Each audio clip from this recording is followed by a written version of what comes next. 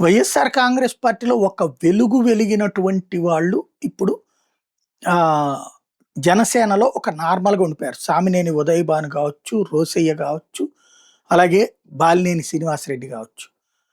అయితే తాజాగా ఇప్పటికే అనేక మందికి నామినేటెడ్ పదవులొచ్చినాయి. వీళ్ళకి అట్లాంటిదేం లేదు. అసలు సమీపంలో గూడా ఏమీ కనిపించటం లేదు. ఇంకోవైపున లడ్డు విషయంలో వైవి సుబ్బారెడ్డి లాంటి వాళ్ళ మీద ఆరోపణలు, వాటిటి మీద వీళ్ళు స్పందించట్లేదు అన్నట్టు. బాలినేని యాక్చువల్‌గా వైవి సుబ్బారెడ్డికి మిత్రుడా? శత్రువా? అన్నటువంటిది ఆ పార్టీలోనే తెలుసు. అందరికీ తెలుసు ఆయన. వైవి సుబ్బారెడ్డిని వెనకేసుకొచ్చారంటూ బాలినేని గురించి జరుగుతున్నటువంటి ప్రచార నేపథ్యంలో అబ్బే! నేనెప్పుడు ఆయన వెనకేసుకు రాలేదు. అసలు లడ్డూ కథ తేలాలంటే వైవి సుబ్బారెడ్డిని అరెస్ట్ చేయాలి. అదే నేను గూడా జెప్తున్నాను. ఇంకొకటి నేను పదవుల కోసం జనసేనలోకి రాలేదు.